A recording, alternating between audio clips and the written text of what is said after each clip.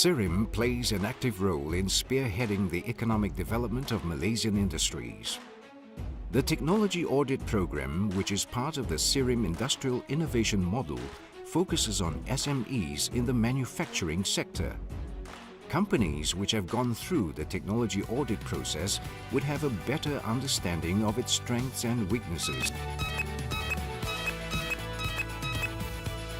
The benefit of technology management will bring about 5 great areas of productivity and improvement. Number 1 is it will increase our sales.